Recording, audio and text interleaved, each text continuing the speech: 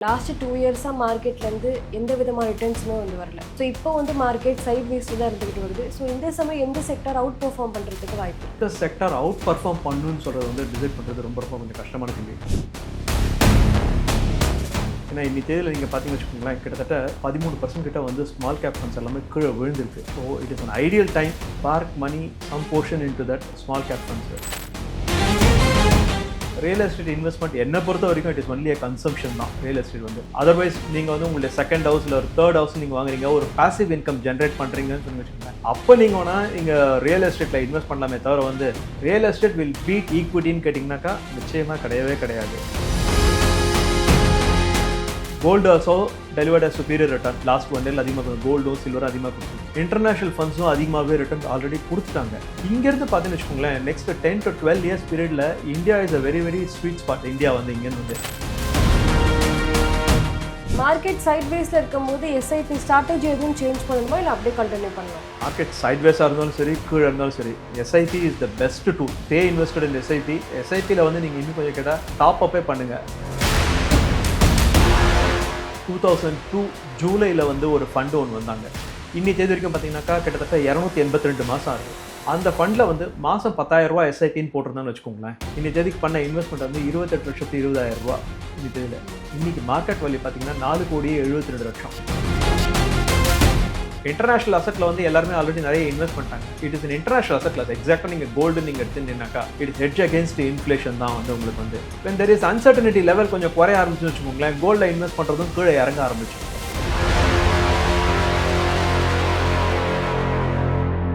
ஆதன் business நேயர்களுக்கு வணக்கம்.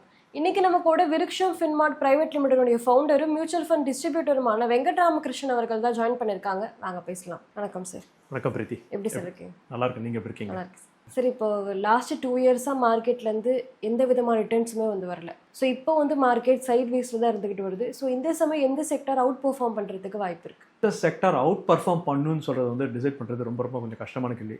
ஏன்னா அந்த செக்டார்ஸையே அந்த டெய்லி பேசிஸில் மானிட்டர் பண்ணுறவங்க இருக்காங்க. அவங்க ஸ்டாக் பை ஸ்டாக் பண்ணுறவங்கள அவங்களால தான் அதை கரெக்டாக பார்த்து ஜட்ஜ் பண்ண முடியும் எந்த செக்டார் அவுட் பர்ஃபார்ம் பண்ணும் அப்படின்னு சொல்லிட்டு. ஸோ அந்த மாதிரி பார்க்குறத விட ஒரு இன்வெஸ்டர் ஒரு லாங் டேர்ம் கார்பஸ் கிரியேட் பண்ணுறேன், இல்லை ஒரு ரிட்டையர்மெண்ட் கார்பஸ்க்காக கிரியேட் பண்ணுறேன் அப்படி சொல்கிறவங்க செக்டாருக்கு பதிலாக ஃபண்டமெண்டல் ஸ்டாக்ஸாக இருக்கிற இன்வெஸ்ட்மெண்ட்டில் சம்திங் லைக் கோர் போர்ட்ஃபோலியோ, ஒரு லார்ஜ் கேப், ஒரு மிட் கேப், ஒரு ஸ்மால் கேப், இந்த மாதிரி ஃபண்டில் இன்வெஸ்ட் பண்ணுறது மச் பெட்டர். ஏன்னா இன்னைக்கு தேதியில் நீங்கள் பார்த்தீங்கன்னு வச்சுக்கோங்களேன், கிட்டத்தட்ட 13% கிட்ட ஸ்மால் கேப் ஃபண்ட்ஸ் எல்லாமே கீழே விழுந்திருக்கு. So it is an ideal time park money some portion into that small cap funds. Mid cap இன்னும் அந்த அளவுக்கு கீழே விழல. மிட் கேப்பில் இப்போதைக்கு ஒன்றும் பண்ண வேணாம். ஸ்மால் கேப் கொஞ்சம் எடுத்துக்கலாம் இந்த நிலைமையில். இங்கேருந்து ஐடியலாக பார்த்தீங்கன்னா large and mid and small, that is the best option rather than the sector. Unless இந்த பர்டிகுலர் செக்டார் நல்ல ரிட்டர்ன்ஸ் கொடுக்கும் அப்படின்னு தெரிஞ்சால் தான் நம்மளால போய் இன்வெஸ்ட் பண்ண முடியும். ஏன்னா ஆல்ரெடி நீங்கள் பார்த்தீங்கன்னு வச்சுக்கோங்களேன், ஐடி நல்லாவே அடி வாங்கிட்டு இருக்கு. இந்த இடத்துல AI is one of the important factor. அதனால ஐடி அடி வாங்கிட்டு இருக்கு. அண்ட் நீங்கள் banking and financial service sector நீங்கள் பார்த்து வச்சுக்கோங்களேன், it is almost reaching the previous high. So இந்த மாதிரி சேஞ்சஸ் கீப் ஹேப்பனிங் இந்த செக்டோரல் ஃபண்ட்ஸில் நடந்துகிட்டே இருக்கும். ஸோ அதனால் இட் இஸ் கொஞ்சம் செக்டோரல் ஃபண்ட்ஸை இன்வெஸ்ட் பண்ணுறதுல நீங்கள் ஓவரால் அசட் அலோகேஷன்ஸில் நீங்கள் பார்த்தீங்கன்னாக்கா ஒரு 5 to 10% அந்த மாதிரி நீங்கள் வச்சுக்கலாமே தவிர அதையே நீங்கள் 100% நீங்கள் கொண்டு இன்வெஸ்ட் பண்ணுறது it is not advisable. Market side வைஸில் இருக்கிறதுனால இப்போ கோல்டுமே ஸ்டாக்னண்ட்டாக தான் இருக்குது, மார்க்கெட்டும் ஸ்டாக்னண்ட்டாக தான் இருக்குது. இப்போ எனக்கு ஒரு இன்கம் வேணும் அப்படின்னா டிவிடெண்ட் ஈல்டிங் ஸ்டாக்ஸ் போகலாமா இல்லை growth ஸ்டாக்ஸே போகலாமா சார்? அகெயின் இது நீங்கள் இன்வெஸ்ட்மெண்ட்ஸை நீங்கள் பார்க்கறச்சே ரெண்டாக பார்க்கலாம். ஒன்று கோர் போர்ட்ஃபோலியோன்னு பார்க்கலாம், இன்னொன்று சேட்டலைட் போர்ட்ஃபோலியோன்னு பார்க்கலாம். So core portfolio it comes around large mid small. Satellite portfolio நீங்கள் வச்சுக்கோங்களேன், that will be the dividend investment பண்ணுறது, தீமாட்டிக்கில் இன்வெஸ்ட் பண்ணுறது, செக்டோரில் பண்ணுறது, இன்ஃப்ராஸ்ட்ரக்சரில் பண்ணுறது, இந்த மாதிரிலாம் ஸோ இந்த மாதிரி தீமில் இன்வெஸ்ட் பண்ணுறது it will give a kind of a better return. Only different பீரியடில் தான் கிடைக்கும், எல்லா பீரியட்லும் கிடைக்கும்னு சொல்ல முடியாது. ஸோ அதனால இந்த சைட் வேஸில் மார்க்கெட் இருந்தாலுமே தவிர better stick to the fundamentals stocks. That is the best option to stay. இந்த நேரத்தில் இந்த மாதிரி இதில் டிவிடெண்ட் ஸ்டாக்ஸில் போகணுன்றதுக்காக போக வேண்டாம். Yes, you can have small allocations, ஒரு 5% அந்த மாதிரி அதில் வச்சுக்கலாம். பட் அதுதான் 100% பண்ணுறது மிக தவறு. மார்க்கெட் சைட் வேஸில் இருக்கும்போது எந்த மாதிரி அசட் அலோகேஷன்ஸை நமக்கு கை கொடுக்கும்? இப்போ கோல்டு, ஈக்விட்டி, டெட். இப்போ மார்க்கெட் சைட் வேஸில் இருக்கிறதுனால ஈக்விட்டிலேருந்து அதிகமாக போர்ஷன்ஸ் எடுத்துகிட்டு போய் டெட் ஃபண்ட்ஸில் போடலாமா? மார்க்கெட் சைட் வேஸில் இருந்துன்னு வச்சுக்கோங்களேன், இட் இஸ் அன் ஆப்பர்ச்சுனிட்டி. எப்பெல்லாம் மார்க்கெட் கீழே விழுறதோ இல்லை சைட்வேஸில் இருக்கிறதோ அந்த நேரத்தில் நீங்கள் பார்த்தீங்கன்னு வச்சுங்களேன் உங்கள் போர்ட்ஃபோலியோ ஒரு வாட்டி ரிவ்யூ பண்ணி பாருங்கள். நம்ம எவ்வளோ தூரம் நம்ம போர்ட்ஃபோலியோ நம்ம இன்வெஸ்ட் பண்ண ஃபண்ட்ஸ் எல்லாம் எவ்வளோ தூரம் பிரகாசமாக இருக்குது, எவ்வளோ தூரம் சில ஃபண்ட்ஸ் எல்லாம் வந்து ரொம்ப கொஞ்சம் மோசமாக இருக்குது, இல்லை அதில் ரொம்ப மோசமாக இருக்கா இல்லை குறைஞ்ச அளவில் மோசமாக இருக்கா, சிலதில் டிஸ்கவுண்ட்டில் இருக்கா பார்த்தீங்கன்னு வச்சுக்கோங்களேன். அந்த நேரத்தில் வந்து you keep investing into those kind of funds. எது கொஞ்சம் கீழே இறங்கி இருக்கோ அதில் இன்வெஸ்ட் பண்ணுறது தான் best.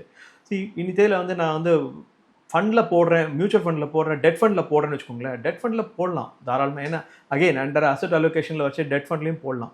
You can have some allocation into the debt unless there is no doubt on that. இன்னித்தையில் நீங்கள் பார்த்தீங்கன்னு வச்சுக்கோங்களேன் 10-year G-Secனோட ஈல்டே வந்து 6.55 or 6.8 இந்த ரேஞ்சில் தான் இருக்குது. ஸோ இங்கேருந்து அதுக்கு மேலே பெருசாக ஒன்றும் வந்து உங்களுக்கு வந்து ரிட்டர்ன் வந்துட போகிறதில்ல. ஸோ அதனால் இஃப் இன்வெஸ்ட்மெண்ட் டு பார்க் டெட்டில் நான் போடணும் அப்படின்னு உங்கள் டைம் ஃப்ரேம் வந்து 1 yearக்குள்ளே தான் இருக்குது அந்த டெட் ஃபண்டில் போடுற டைம் ஃப்ரேம், இல்லை 3 year + 5 year டைம் ஃப்ரேம் அந்த மாதிரி இருக்குனாக்கா you can look at debt. It is 1 year time frame டெட்டில் போடணுன்னாக்கா stay into some low duration funds or short term funds. 3 to 5 years time frame I want to take some allocation into debt, then you can put it into ஒரு medium term ஃபண்டில் வந்து தாராளமாக நீங்கள் இந்த நேரத்தில் டெட்டில் நீங்கள் பணத்தை போடலாம். இப்போ இன்ஃப்ளேஷன் பீட் பண்ணுற ரிட்டர்ன்ஸ் வந்து ஈக்விட்டி மார்க்கெட்டில் தான் கிடைக்கும். ஸோ அதை தவிர்த்து அந்த ரியல் எஸ்டேட்டில் இப்போ ஃபோக்கஸ் பண்ணலாமா சார்? நிச்சயமாக முடியாது. ஏன்னா இன்ஃப்ளேஷனை பீட் பண்ணுறது வந்து ஒரே ஒரு ஆப்ஷன் ஒன்லி ஈக்விட்டி தான். ரியல் எஸ்டேட்டில் அந்த ஆப்ஷன் கிடைக்காது. இதுக்கு முன்னாடி நான் ஒரு சொல்லிருக்கேன், ரியல் எஸ்டேட்டில் இன்வெஸ்ட் பண்ணுறது, ரியல் எஸ்டேட் இன்வெஸ்ட்மெண்ட் என்னை பொறுத்த வரைக்கும் இட் இஸ் ஒன்லி கன்சம்ஷன் தான் ரியல் எஸ்டேட் வந்து. அதர்வைஸ் நீங்கள் வந்து உங்களுடைய செகண்ட் ஹவுஸ் இல்லை ஒரு தேர்ட் ஹவுஸ் நீங்கள் வாங்குறீங்க, ஒரு பாசிவ் இன்கம் ஜென்ரேட் பண்ணுறீங்கன்னு சொல்லி வச்சுக்கோங்களேன், அப்போ நீங்கள் வேணால் நீங்கள் ரியல் எஸ்டேட்டில் இன்வெஸ்ட் பண்ணலாமே தவிர வந்து ரியல் எஸ்டேட் வில் பீட் ஈக்விட்டின்னு கேட்டிங்கனாக்கா நிச்சயமாக கிடையாது. ஆனால் லாங் டேர்ம் பேசிஸில் வந்து equity is the best option. எவ்வளோக்கு எவ்வளோ உங்களுக்கு மார்க்கெட் கீழே விழுறதோ it is an opportunity, you can enter into the market. அப்போல்லாம் வந்து பணத்தை நிறைய ஈக்விட்டியில் பணம் போடுங்க.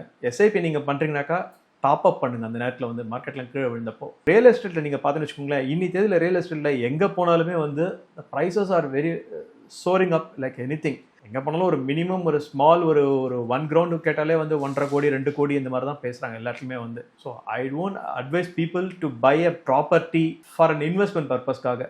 இன்வெஸ்ட்மெண்ட் பர்பஸ்க்கு நீங்கள் வந்து ஈக்விட்டிலே ஸ்டே பண்ணுங்கள். உங்களுக்கு தங்கறதுக்கு ஒரு வீடு வச்சுக்கோங்க. பாசிவ் இன்கமாக வேணுமா, okay you buy 1 more house. அதுக்கு மேலே போய் ரியல் எஸ்டேட்டில் இன்வெஸ்ட் பண்ணுறது it is not at all advisable. நீங்கள் முன்னாடி சொன்ன மாதிரி ஸ்மால் கேப் ஒரு பெரிய ஃபாலில் தான் இருக்குது. ஸோ இந்த சமயம் வந்து ஸ்மால் கேப் மிட் கேப்பில் கான்சன்ட்ரேட் பண்ணலாமா சார்? தாராளமாக பண்ணலாம். இந்த நேரத்தில் வந்து என்ன கேட்டிங்கன்னா, நானே வந்து என்னுடைய போர்ட்ஃபோலியோ, என்னுடைய கோர் போர்ட்ஃபோலியோவில் I'm keeping mostly into large and mid small எல்லாமே வச்சுட்டு இருக்கேன். சம் இன்டு சேட்டலைட் போர்ட்ஃபோலியோஸ் கொஞ்சமும் இருக்குது. ஆனால் இந்த மார்க்கெட் கீழே விழுந்ததுனால வந்து I'm investing more into small gap nowadays. ஏன்னா ஒரு வாட்டி மார்க்கெட் கீழே விழும்போதெல்லாம் அப்பப்போ கொஞ்சம் ஸ்மால் கேப்லேயும் கொஞ்சம் பணத்தை போட்டுன்னு தான் இருக்கேன். மிட் கேப் இன்னும் அந்த அளவுக்கு கீழே விழல.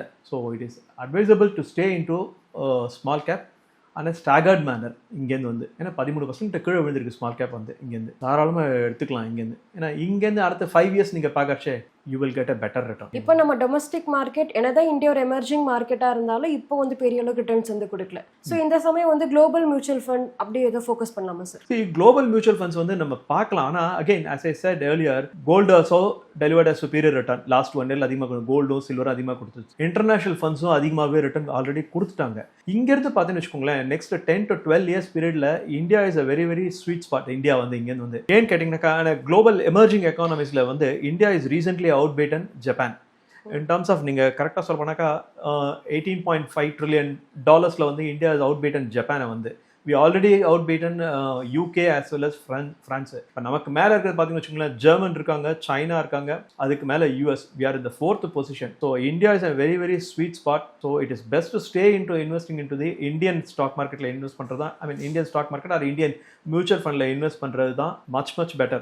Unless and otherwise the client says இல்லை I want to look at some portion into international, அந்த மாதிரி சொன்னாங்கன்னா தான் இன்டர்நேஷனல் ஃபண்ட்ஸே நான் பார்க்குறது தவிர வந்து I am completely investing my clients money only into the Indian mutual funds தான் ஃபுல்லாகவே வந்து. இப்போ வந்து மார்க்கெட்டில் பெரிய அளவுக்கு ரிட்டர்ன்ஸ் கிடைக்காதனால நிறைய பேர் வந்து ஃபிக்ஸ்ட் இன்ஸ்ட்ருமெண்ட்டில் வந்து கான்சென்ட்ரேட் பண்ணுறாங்க, பாண்ட் எஃப்டி இது எல்லாமே. ஸோ பாண்ட் எஃப்டி இல்லாமல் இந்த ரேட் சைக்கிளுக்கு ஏற்ற மாதிரி இன்ட்ரெஸ்ட் ரேட்டும் வந்து அதிகமாக தான் இருக்குது. ஸோ இப்போ பாண்ட் எஃப்டியில் கான்சென்ட்ரேட் பண்ணலாமா சார்? இல்லை, இன்ட்ரெஸ்ட் ரேட் நம்ம ஊரில் வந்து கீழே தான் விழுந்துட்டு இருக்கு. இன்ட்ரெஸ்ட் ரேட் மேலேவே இல்லவே இல்லை. இன்ட்ரெஸ்ட் ரேட் இன்னி தேதியில் நீங்கள் பார்த்தீங்கன்னாக்கா இப்போ ரீசெண்டாக வந்து ஆர்பிஐனுடைய மீட்டில் கூட வந்து இன்ட்ரெஸ்ட் ரேட்டை ஒன்றும் சேஞ்ச் பண்ணல.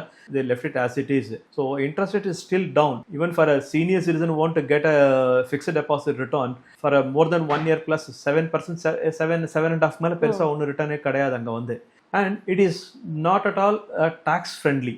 Investing into fixed deposit. a person who wants to put money ஒரு 10 லட்ச ரூபா டெபாசிட் போடுறான்னு வச்சுக்கோங்களேன், ஒரு 3 இயர் டெபாசிட்டோ இல்லை 5 இயர் டெபாசிட்டோ போட்டார்னாக்கா இயர் ஆன் இயர் வந்து வாட் எவர் இஸ் அக்யூமுலேஷன் இன்ட்ரெஸ்ட்டுக்கு வந்து அவர் வந்து டேக்ஸ் பே பண்ணி ஆகணும். ஸோ அங்கே வந்து டேக்ஸ் ஃப்ரெண்ட்லியாக கிடையவே கிடையாது.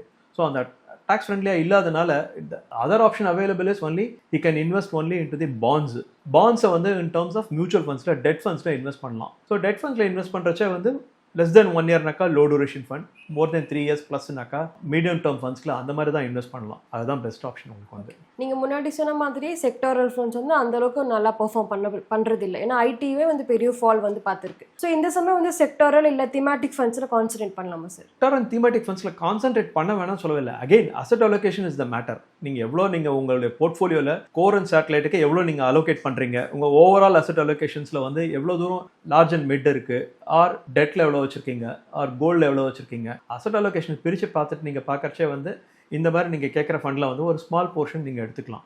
அதுக்கு மேலே நீங்கள் பெருசாக அந்த இடத்துல எடுக்க முடியாது உங்களால் வந்து. முன்னே நீங்கள் பார்த்துன்னு வச்சுக்கோங்களேன், ஃபியூ இயர்ஸ் பேக்கு டிஃபென்ஸ் ஃபண்ட்ஸ்னு கொஞ்சம் தனியாக ஒன்று வந்தாங்க. அதே மாதிரி இஎஸ்ஜி ஃபண்ட்ஸ்லாம் வந்தாங்க. ஸோ அதெல்லாம் அந்த ஒரு வருஷத்துல தான் கொஞ்சம் அவுட் பீட்டன் பண்ணியிருக்க பர்ஃபார்மன்ஸ் தவிர வந்து அதுக்கப்புறத்துலேருந்து there also the sideways. It is always better stick into the fundamentals, stay into the core portfolio, something into a large, mid or small. அதுலயே நீங்க டாப் அப் பண்ணுங்க. that is the best option உங்களுக்கு வந்து. Market சைட்வேஸ்ல இருக்கும்போது SIP strategy எதுவும் change பண்ணணுமா இல்லை அப்படியே கண்டினியூ பண்ணலாமா? மார்க்கெட் சைட்வேஸாக இருந்தாலும் சரி, கீழே இருந்தாலும் சரி, SIP is the best tool. Stay invested in SIP. எஸ்ஐபியில் வந்து நீங்கள் இன்னும் கொஞ்சம் கேட்டால் டாப் அப்பே பண்ணுங்க. I can give you a small example. For the last 20 years, I mean precisely 2002 ஜூலையில் வந்து ஒரு ஃபண்டு ஒன்று வந்தாங்க. இன்னி தேதி வரைக்கும் பார்த்தீங்கன்னாக்கா கிட்டத்தட்ட 282 மாதம் ஆகுது.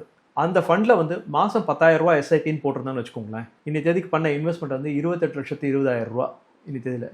இன்னைக்கு மார்க்கெட் வேல்யூ பார்த்தீங்கன்னா 4,72,00,000, கிட்டத்தட்ட 19.9% IRR, 20% IRR.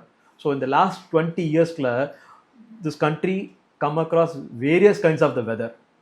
ஸோ அதனால் வந்து it is stay into SIP. எஸ்ஐபியில் நீங்கள் தாராளமாக நீங்கள் இன்வெஸ்ட் பண்ணலாம். அதை விட்டு வெளில போக வேண்டிய அவசியம் கிடையாது. எந்த செக்டார் இல்லை ஸ்டாக்குக்கு மார்க்கெட் பபிள் வார்னிங் சைன்ஸ் இருக்குது சொல்கிறீங்க சார்? சரி, இந்தியாவில் வந்து இன்னைக்கு மார்க்கெட்டில் வந்து எங்கேயுமே பபிள் இருக்க மாதிரி பெருசாக ஒன்றும் தெரியல. இந்த இடத்துல வந்து கோல்டே மார்க்கெட் பபிள் தானே சார்? கோல்டு வந்து மார்க்கெட் பபிள் இல்லை. இட் இஸ் ஒன்லி உங்களுக்கு வந்து பார்த்தீங்கன்னு வச்சுக்கோங்களேன், இன்டர்நேஷனல் அசெட்டில் வந்து எல்லாருமே ஆல்ரெடி நிறைய இன்வெஸ்ட் பண்ணிட்டாங்க. It is international asset class. எக்ஸாக்டாக நீங்கள் கோல்டு நீங்கள் எடுத்துட்டீங்கன்னாக்கா it is hedge against inflation தான் வந்து உங்களுக்கு வந்து. when there is uncertainty level கொஞ்சம் குறைய ஆரம்பிச்சுன்னு வச்சுக்கோங்களேன், கோல்டில் இன்வெஸ்ட் பண்ணுறதும் கீழே இறங்க ஆரம்பிச்சிடும். ஸோ இப்போ வந்து லாஸ்ட் 1 month முன்னாடி என்ன பண்ணாங்க, எல்லா இடத்துலையும் வந்து இந்த வாரெல்லாம் கொஞ்சம் நிறுத்த போகிறோம் அந்த மாதிரிலாம் பேச ஆரம்பிச்சாங்க. ஸோ அதனாலேயே வந்து ப்ரிசைஸ்லி நீங்கள் பார்த்தீங்கன்னாக்கா January 30th கோல்டு ஆகட்டும் சில்வர் ஆகட்டும் கடகடன்னு கீழே விழுந்துது அன்றைக்கி தேதியில் வந்து. பாரிங் லாஸ்ட் 1 week வந்து கொஞ்சம் சில்வரும் கோல்டும் மேலே ஏறிதே தவிர வந்து கோல்டு நீங்கள் 100 years ஹிஸ்ட்ரி எடுத்து பார்த்தீங்கன்னு வச்சுக்கோங்களேன், it is still given a single digit return தான், ஆர் பாரிங் 10% இருக்கும் ரிட்டர்ன். அதனால் அதுக்கு மேலே வந்து பெருசாக ரிட்டர்ன் அங்கே கோல்டில் உங்களுக்கு கிடைக்காது. ஸோ மார்க்கெட் பபிள்ஸ் நீங்கள் பார்த்தீங்கன்னு வச்சுக்கோங்களேன், அகெயின் மார்க்கெட் பபிள் பார்த்தீங்கன்னா இன்னி தேதியில் ஐடியில் வந்து market bubble it's only and artificial intelligence தான்.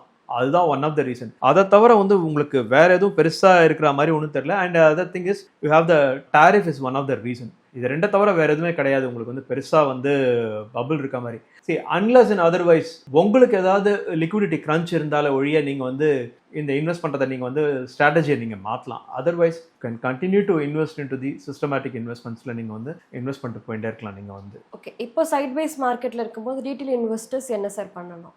இன்வெஸ்டர்ஸ் வந்து நீங்கள் பார்த்துன்னு வச்சுக்கோங்களேன், சில பேர் வந்து நான் டெக்னிக்கல்ஸை ஃபாலோ பண்ணலாமா இல்லை வந்து ஃபண்டமெண்டல்ஸை ஃபாலோ பண்ணலாமா அப்படின்னு கேட்பாங்க.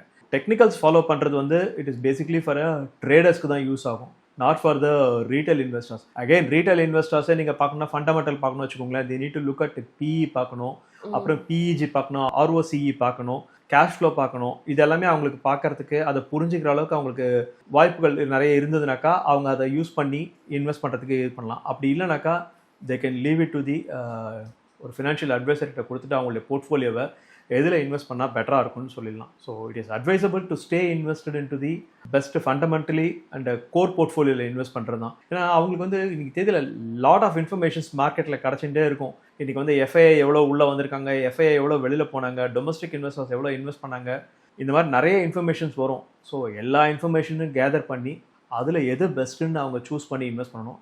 அதை சூஸ் பண்ண அவங்களால முடியலன்னா let them leave it to the financial distributor. He will guide him where to park his surplus money. Market பற்றி நிறைய விஷயங்களை சொன்னீங்க, ரொம்பவே நன்றி. Thank you, Preeti.